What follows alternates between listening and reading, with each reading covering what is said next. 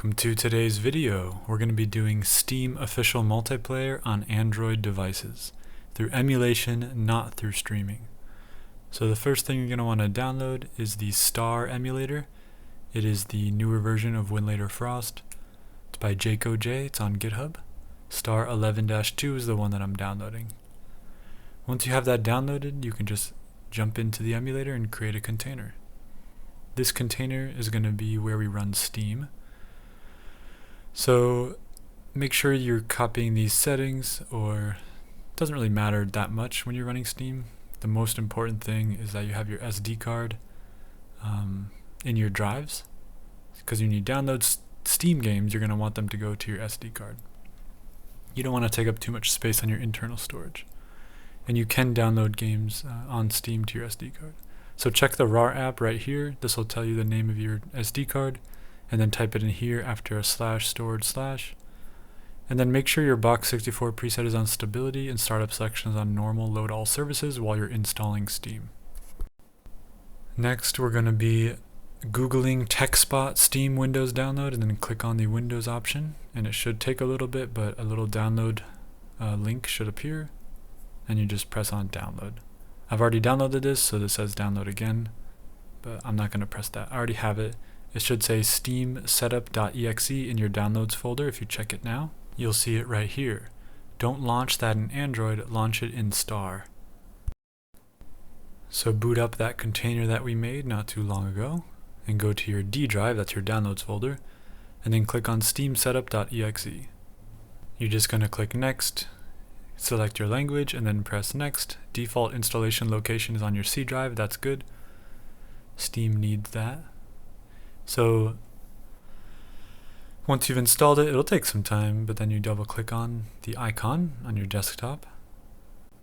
Actually, before we do that, let's change some of the container settings. So you can put it to performance and essential, so that when you're browsing Steam, things will move a little bit faster. And this is a DXVK for Call of Duty 2, but I'm going to change it to 2.4.1.1 just for browsing Steam. That tends to be a good one. Yeah, the turn-up can just stay at 25.1. You can't actually change it in Star, it's just stuck on that one, but it's actually a great one for the Snapdragon 865, which is the chipset I'm on, so it's all good. But yeah, once you double-click Steam, it should take a little bit. I fast-forward through, but now we're here. Steam application just like on Windows. So if you want, just search up Call of Duty in the search bar in the store and download Call of Duty 2. You can. It's right here. It's $15 right now. It's on sale. Not a bad price for the great game. And you can play this with the official multiplayer online servers. Steam official multiplayer works on Android devices. Tested it and verified, so you can purchase this and play it on your device with other real people around the world. So if you want to, you just go there and press buy or something. I already bought it, so it doesn't give me that button. So for example, if I go to a game that I haven't bought, like Battlefield 3 right here, I can still press add to cart. So buy any game you want to test out in the store, and then go over to the library tab, and you'll see all the games that you bought or downloaded on the left right here. And you just click on a game, and then it'll show up on the right, and you'll have a little button that says install, and that's how you install the game. It'll install to whatever your default storage is. So if you go to settings, so go up to Steam and then settings on the drop down menu, and then go down to storage, you're going to have a drop down menu here with local drive C. That's your internal storage. You do not want to download games to that. You want to do them to your SD card. So you do add a new library, and then you look over here for your SD card that you added as a drive earlier, and then you would select that. And then if you make it default, there'll be a little golden star next to it like there is on mine. So click the three dots here and press make default. Mine's already default, so you don't see that option. So now that your default storage is the SD card, when you press install, it'll show you that it's going to your SD card. You can just press yes or okay, and I accept the terms. And then it'll take some time, but it's actually pretty quick, especially if you have it on performance and essential. These games download even faster than Gamenative or gamehub. So this is a nice way to run Steam, just to buy games and install them and test them out. And if they don't work here, then you can go to GameHub or Gamenative and test them out there. So once it's fully installed, you have a press play button. So you can just press play right there. And believe it or not, it's that easy. Now I can go and play Star Wars Battlefront 2 online with other real people that are playing in the Steam servers. And this game is actually pretty active. There's probably about 20 people playing during peak hours of the day, maybe more than 20 sometimes. And during less busy hours, maybe 5 people, something like that. I already have a controller config that I made in the in-game settings, so I can just press accept, and then, but you would have to go to options and then controls and then map your own controls for your handheld. But when I press multiplayer right now, I get an error, invalid credentials. So the reason for that is because I'm on the wrong box 64 preset. So right now I'm on performance when I should be on conservative. To play Star Wars Battlefront 2 online, you need to be on conservative. So for some games, there's tricky stuff like that. Like I figured that out for this game. Also, if you want to get it to be full screen, you can go into the launch parameters right here by clicking the gear icon next to the game and then going to properties and then typing in launch options dash resolution, all lowercase, space, and then type in your container resolution so that it matches your container, and then space dash windowed. That way you can minimize the game window at any time, but it still is full screen. And then just exit out. Now whenever you launch the game, it will be full screen. So that's pretty cool too. That Steam gives us that option. And so you can control your screen size. So if you go into your container, we did need to change the box 64 preset to play online. So see how it's on performance? You gotta change that to conservative. Once you do that, it'll work fine in online multiplayer. Startup selection stays on essential. Otherwise, our settings are going to be turn up 25.1.0 with enabled direct rendering and sync every frame checked. And then we're going to change the DXVK to 2.6.1 with no limit on the frame rate and 4 GB max device memory. We're going to launch up Steam again by double clicking the Steam icon on our desktop, on our container desktop in Winlator Star. I'm going to fast forward through the loading screen, go to your library, find Star Wars Battlefront 2, and it's a keyboard and mouse only game, but like I said, if you go into the in-game options, you can map all of the keyboard and mouse inputs to controller inputs. So all of the functions, you could click on it and then press a button on your controller and it just maps to that and it saves to your cloud save. So after you save your in-game options controller config for this game, you just basically press accept at the bottom right of the screen, and on your profile, on your name, on your save file, on your cloud save to Steam, your controller config will be there. So no matter how many times you uninstall and reinstall Winlator Star, this game will always have a controller mapping ready for you. So now, as you can see, the online servers, when I hover over multiplayer tab, the servers are showing up. Looks like this one has a little bit of people in it, so we're going to try to join it. The EU server tends to have a good amount of people. And this game tends to be pretty easy to run on low-powered devices, so it's a good online multiplayer game for almost any Android device. I'm on a Snapdragon 865, which is a pretty old chipset, a Retroid Pocket Flip 2, and it runs perfect.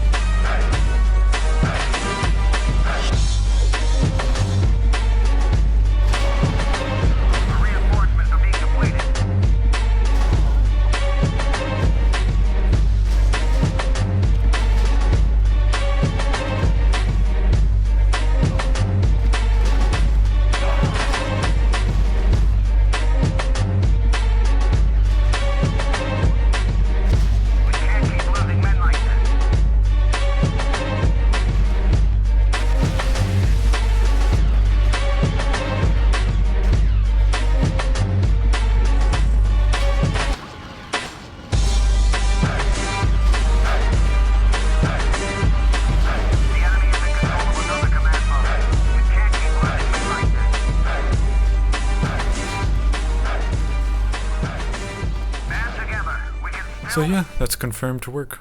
And then next we're going to do Call of Duty Modern Warfare 2. This one is also confirmed to work. I figured both of these games out that work on Steam multiplayer. I've never heard anybody talking about these games running on Steam multiplayer on Android ever before. And it just seems like they work. And there's nothing really that complex about it. You just press play. And Steam official multiplayer servers seem to have some way of communicating or connecting with Winlator Star. I'm not really sure. But yeah, this one's easy. It doesn't even need a Box 64 preset, anything special. It's just performance and essential. Feel free to lower the resolution to increase frame rate. The controller support is a little more complex. First thing you want to do is go to options and then video and then change the resolution to match your container resolution and then press apply to like make the screen full screen, because otherwise it's like a little window. But yeah, this game is kind of notorious for having hackers, so I would recommend playing IW4X because for one, it's safe and secure, there's no chance of getting hacked, and for two, they have built-in gamepad support, and it's just a really optimized system. And I think more people actually play IW4X at this point than Steam online multiplayer, and I don't know if hackers are still on this game, so play at your own risk. It could have just been something from back in the day and then Steam has fixed it since then, but I'm not really sure. I've never been hacked, but I've never really played this very much on Steam. If I'm going to play Modern Warfare 2, this game, 2009 Modern Warfare 2, I'm going to play it on IW4X. I have another video for IW4X, a full Android tutorial. I'll leave it in the top right corner of the screen right now if you click on it. But yeah, since we're here and since this works, and it's pretty cool that it works on, the official Steam lobbies, let's talk about how to get a controller working, because you can. There is community methods that people have figured out how to get a controller working. And actually Steam has a built-in like key to mouse converter that converts it into a gamepad, but you have to press on the little controller next to the gear icon next to the game image in your library, and then press keyboard and mouse, and then it should work. And we'll test that out in just a few minutes, but just before we do that, let's just see how it runs. You probably will have to, for weaker device, you probably will have to turn down the video like texture detail and everything lower. This is just default though, just to see how it runs. So here we are, running at about 30 to 40 FPS it seems like, and I'm just tapping on the touch screen. I don't have it mapped out yet, so let's see if anyone is actually here. I think there are people. I think this is a real online game. Yeah, see, there's somebody right there. Yep, so real people are here. So confirmed to work with online multiplayer. So if you're somebody who wants to test this out and who wants to play with maybe some new people, even if you have been playing IW4X, maybe you want to switch over to Steam, then by all means, try it out. If you already own the game, why not? So to get the controller working, let's mess around with some stuff now. So let's just exit the container just to quit out, and then double click the Steam icon to get back to the Steam library. In your Steam app, go over to your library and then go over to Call of Duty Modern Warfare 2 multiplayer, and then you see this little controller here, click on that. And now you will be navigating the Steam's built-in controller support for games. So press enable Steam input and then press on keyboard and mouse. So keyboard WASD and mouse converts all of the keyboard inputs to controller gamepad inputs. So this does work. I've tried it with a few games. It just doesn't have aim assist. That's the only downside. So if you click on keyboard and mouse and then press back, check your right joystick sensitivity. See that right there? So if you click on this number, it's going to be 275 by default. I reduce it to about 91. You can reduce it even more than that. So now you can press edit layout and just copy what I have here. You can basically click on this little rectangle next to a button and then click the letter that you want it to be. Like for example, I want this one to be C, so I click C. So just copy all these. This is basically like Xbox 360 vibes. So it feels exactly like it felt on the Xbox 360 controller. That's what I wanted. But feel free to edit it to your liking. This is where you edit all the inputs. Basically, you press up on the D-pad to respawn when you die, and you press right and left for your grenade launcher and your kill streak, and then down on the D-pad to prone, and then all the rest of it is the same as Xbox 360, identically. So that's it. So now start up your game in Steam, just press on the play button like usual, then go to options, and then go to controls, and then you're going to want to go to look, and then change your sensitivity here to whatever you like, and make sure smooth mouse is yes, and then press back. And now select actions,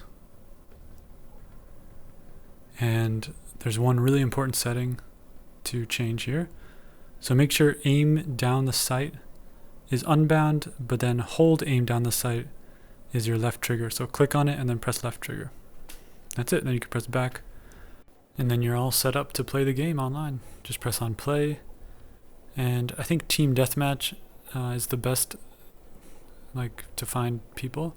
You click on it. I've been finding matches pretty quick, maybe in under 10 seconds or so.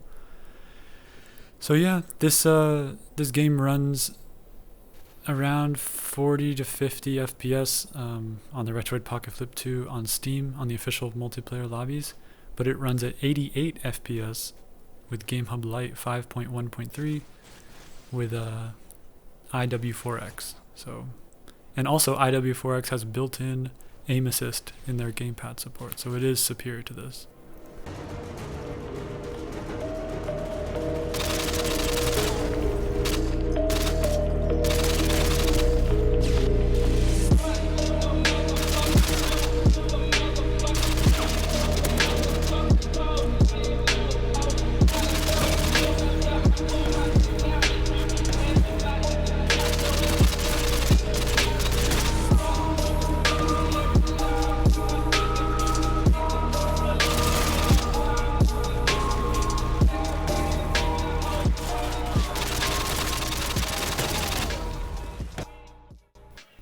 Alright, so if you quit out of the game and go back to the store, and then search in the search bar, controller companion, there is a paid app. It's $3 that you can buy, and I haven't bought it, so I can't really speak on it. I know that it does not implement aim assist, so I don't know what edge it has over the Steam controller, the built-in Steam input. I don't know if this is beneficial or not. I think it came out in 2015. And then later on, it may have kind of become irrelevant because of the Steam input. But I have heard good things about this. It gets good reviews. So if you want to buy this and try it out and tell us what it exactly does and what the benefit of it is, then please do. I think what I've heard is that it allows you to use the Steam input kind of like analog mouse outside of a game, and it allows it to transfer from one game to another or something like that, so that you don't have to configure it for each individual game. So now we're going to move on to our next title, which is Call of Duty 2. So this one came out in 2005, same year as Star Wars Battlefront 2 actually, and it has viable Steam online multiplayer. You're going to want to use Turnip 25.1.0 and DXVK 1.10.3 when you're playing this game, by the way. And you can do box 64 preset on performance because we're just going to be playing the story mode first, and that works for the story mode. And you can launch the story mode directly with the play button, as I'm doing here, and it works. So this is a really cool story mode. I think this is awesome as sort of like a side shoot, and maybe play through this first to get the hang of it, because the online multiplayer is very hard. It's very difficult. It's old weapons, and the people who play online on Steam are very good with those old weapons, and you might not be used to that. So maybe play through the story mode once, get the hang of the controls, use the controller companion or whatever, and then move on to multiplayer after. Call of Duty campaigns are pretty short anyways, so it's not going to take up too much of your time. Think of it as just like a warm-up for the online world. The online world doesn't really work in Winlator Star though. We're going to have to go to Gamenative because they have the legacy DRM setting that allows you to get into the multiplayer lobbies. So we will be transitioning at a certain point in this video to Gamenative, but for right now we're just demoing that yes, technically it does work in Winlator Star, this game, this engine, with this DXVK and this wrapper, this turnip driver. It works great, and the same DXVK and turnip driver work great in Gamenative. It's an older DXVK because it's an older game. But yeah, like, here we go. Here's the campaign. As you can see, the frame rate is really good. It's actually better here than it is in Gamenative, which is unfortunate.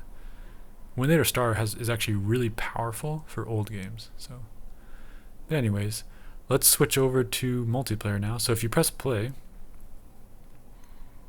and a little window usually pops up, which asks you if you want to be playing Call of Duty 2 or multiplayer. So if you check multiplayer and then press play, this is what will happen. It'll start up, and it looks like everything's going well, but then it just stops, and that's really sad. So if this happens to you with any other games, try Gamenative. So Google Gamenative and go to the download now button and download the APK, whatever the most recent build is. We're on 7.2 right now, so download that. It's just like GameHub Lite, but it has more DRM support, so you can get past multiplayer DRM. There's a setting for that, and you can download games directly from Steam to your SD card. You just log into Steam when you first open the app, and you'll see this. You'll see all your Steam games pop up, and then you just download them or install them one by one, and you can choose your SD card as your default installation location, and they'll just get downloaded to your SD card. So the general formula for running Steam multiplayer online is to start with Winlator Star. If it doesn't work, just launching it normally, then go to Gamenative and start using the DRM bypassing technology that they have implemented. But not every game is going to work. This is not a guarantee. So click on this question mark right up here in the top right corner and go to settings, the gear icon, and then scroll down until you see download speed, and make sure that's on blazing or whatever the highest speed is. And then also write to external storage, make sure that's enabled and checked off. And then below it, it'll say disk or whatever your SD card is called. And that way, everything's just going to get saved to your SD card instead of your internal storage. So now, whatever you install, like I just installed this, it'll be on my SD card, not on my internal storage. So this saves you a lot of space, just like Winlator Star is able to do. And just like GameHub Lite, the very most recent build of GameHub Lite just came out recently, I think in January. It has an experimental feature that allows you to download to SD cards. But official GameHub does not have this feature yet. So official GameHub is still internal storage only. So you see I'm clicking right here on the top right corner with these three dots, and then you can click Edit Container. These are my container settings for Call of Duty 2, so make sure you copy them exactly as you see here, especially the launch arguments or exec arguments. It's like launch parameters. So this will be the exe.launches, but then underneath you type in exactly what I typed in. That allows you to skip the intro movie, which often crashes weaker devices. So if you're having trouble with crashing the intro movie, make sure that exec argument is the same as I have. Otherwise, I'm just going to slowly scroll through these settings and make sure you're copying them. Use legacy DRM, that's the setting. And then launch Steam, that's also the setting that allows you to get through that DRM blockade that Winlator Star could not get through. That's where Gamenative shines. It's a very special setting. I don't know of any other PC emulator that has that setting, so that's why we're using Gamenative. It's also really cool that you can change it between glibc and Bionic. That's usually something that really only is built into the emulator. Like you might get like a glibc version of something or a Bionic version of something, but this one allows you to switch between the two, which is nice. Yeah, it's pretty much just a PC emulator, just like GameHub Lite or any other fork of Winlator. I added this at the bottom. You can press the plus sign and then select DXVK HUD. I'll delete mine so I can show you how I added it. This is how I get the FPS and GPU load to show up. So after you select DXVK_HUD, you can select FPS and GPU load, and that's it. And then you can just press OK, and then it will be another environmental variable that's added at the bottom. I just have core 0 on the 32-bit apps, and then everything else unchecked, and then all unchecked on the top for 64-bit. And it runs pretty nice. It's basically 60 FPS. There's 2 driver options. Well, basically you can use any driver you want, any turnip driver, but it seems like the newer ones cause screen tearing in this game. So if you go all the way back to 25.1, you don't get really any screen tearing. But there is some drawback to using that, which is like if you swipe down or right on the screen or start to screen record or something, the game freezes for some reason with 25.1. But 25.2 revision 5, that turnip driver has very little screen tearing, if any at all. Maybe if you shake the controller, like look left and right really fast, you might get some screen tearing, but if you're just playing normally, you probably won't really notice it. But we are putting VSync on and capping the FPS at 60, so it shouldn't screen tear too much. So yeah, after you wait through this loading screen, you should see how nostalgic is that? Call of Duty 2 menu. But this is actually the story mode menu, even though I selected the MP launcher. And I'm just using my touchscreen to move the mouse. So let's get some controls before we do anything else. So swipe right from the left side of the screen, and then select physical controller. And then in the face buttons, make sure yours are exactly like mine. So we're mapping A to space. So you just click on like that button, and then you have keyboard options that you can map basically your handheld button to a keyboard button. So I have it all mapped out so that it works just like a controller. You can just copy everything I have here.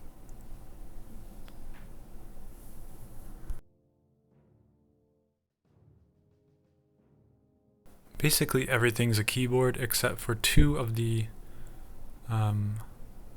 shoulder buttons. So it's the left and right trigger. So L2 and R2 are actually, you have to go down to mouse. So if you scroll through here, you won't find anything unless you, yeah, there you go, press on mouse and then right button. That's the right button on mouse, that's for aiming, so that's L2. And if you go down the mouse again, left button, that's for shooting the gun, that's the right trigger R2. So it's just like clicking the mouse and shooting. So menu buttons, it's all keyboard again, and then the rest of it is all pretty self-explanatory, but I'll walk you through it because maybe you've never mapped a controller before, but it's pretty easy. And it's actually pretty intuitive, this this system. Gamenative mapping system. So left stick, you're just gonna press WASD right there. And then right stick, you're just gonna press mouse. And then for D-pad, it's again keyboard inputs. So just copy my inputs for these.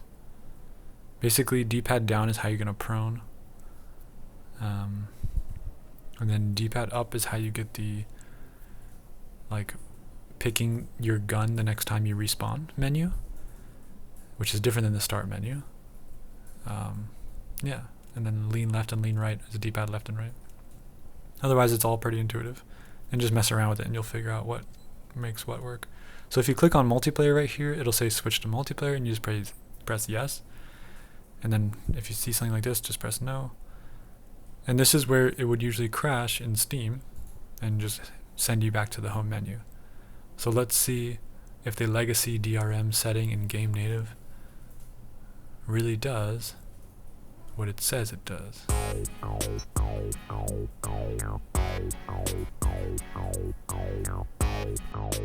Yeah, that's the multiplayer menu. Let's get it. So the first thing you're going to want to do is go into options, and under controls at the top where it says look, you're going to want to go in there, and then where it says smooth mouse, change it from no to yes, and then adjust your sensitivity. I like around 9 or 10. That seems to work well. It starts out not very sensitive though, just so you know, by default. And then if you go up to shoot, you will see that by default your right click on the mouse will be toggle aim down the sights. You don't want that. You want aim down the sights to be mapped to your left trigger. So just tap on aim down the sights and then press your left trigger, and it should remap it. And then other than that, it's all perfect. You don't need to touch any of this. Just press back and it'll save. After that, you're going to want to go down to where it says graphics, and at the very top you're going to find your container resolution. I have it set to 1280 by 720, so if it's not that, then change it to that. That'll make it full screen once you apply those settings. So make sure you're looking at the refresh rate to match your device. Mine is 60, so that's why it's 60. But if yours is 120, change that to 120. And then you can say sync every frame, and that'll be VSync. So mine says yes, because I want VSync on to reduce screen tearing. Now in texture quality, by default it'll be all on extra. That's what it was for my device at least. And it works. It works at 60 FPS with the highest texture quality, so I left it there, but you can change it to low if you have a weaker device. Feel free. You might get a better frame rate that way. So now if you click on join game, you will see all the servers, or you might see nothing, so you have to go to the top and change it to local or LAN to internet. And once it's set to internet, you'll see all the servers pop up. And you can organize them by players. So if you click on the number players, then all the most populated servers will go to the top or bottom. So here, like I was saying, turn up 25.1.0 froze on me because I was screen recording, so I'm changing it to 25.2.0 revision 5. This one works great too, even though 25.1.0 has the least screen tearing, basically none at all. It won't let me screen record with it, so I don't know why. But now with 25.2.0 revision 5, I can actually screen record. So this is me in the loading screen, loading into a server. The first time you load into a server, you'll get like this download thing where it looks like a red bar and it's downloading stuff. I didn't get that because I've actually been in this server a few times playing with these people already. So if you've been in a server multiple times, you usually won't have anything that downloads in the loading screen. It'll just be like this, and it'll load up naturally and normally. So don't be afraid or don't be worried if like you join a server and all this stuff starts downloading. That's normal. Each server has like its own main menu, so to speak, and some servers will even have an option to register and create a username and a password and an email address and all that stuff. That's optional. You don't have to do that. Feel free to if you want to connect with them. They usually have Discords and stuff, so you can actually communicate with each other and stuff like that. A lot of people play this game actually, so. But yeah, you can just say play as a non-registered user like I did there.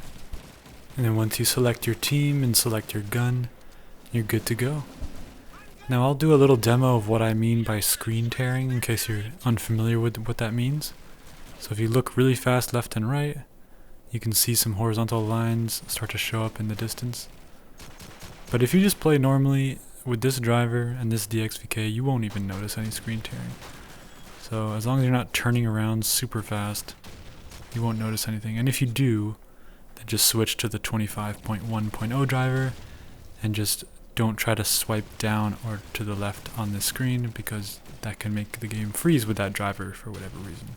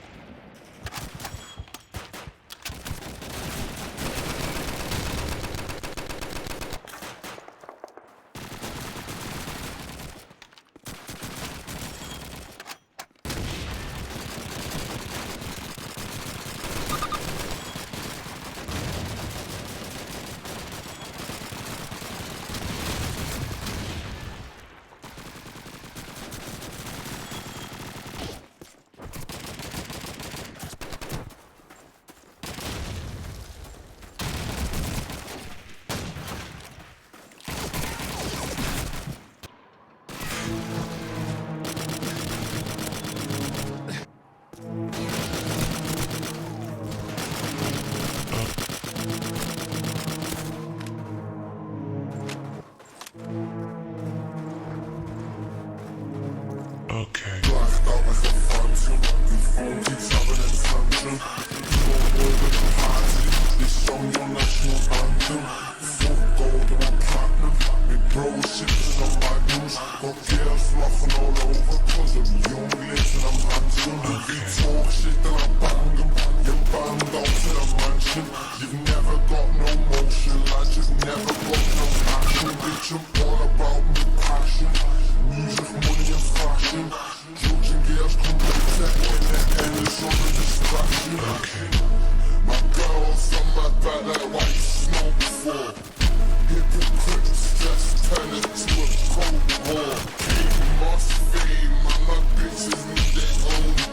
Jealous of the fiends, like why you always on the phone for?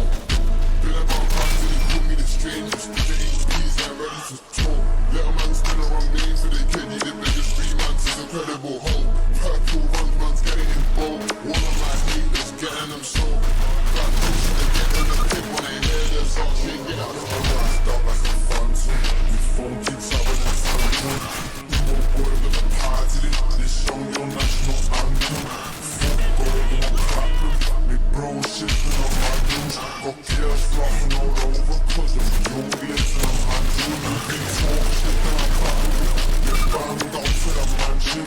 You've never got no motion, lads. You've never got no action. Bitch, I'm all about me passion. Music, money and fashion. Shooting girls from later. In the end, it's all a distraction. Okay.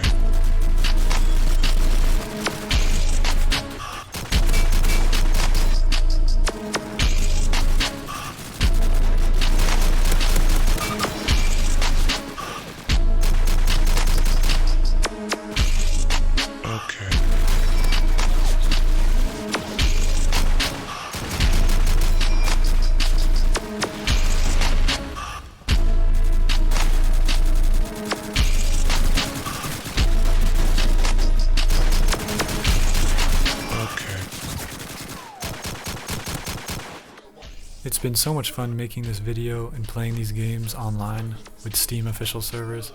If you guys figure out any games on your end, then let me know, because this is pretty cutting edge stuff. I haven't really seen content on this before. Steam DRM and Steam Multiplayer DRM has been a real roadblock in a lot of PC emulators and gamers who have tried. So yeah, what I was saying is, if you guys like figure out any other Steam online multiplayer games that work using these two methods of Winlator Star and Gamenative, let us know in the comments, and let's all try it out, and we'll play together on as many Steam games as we can.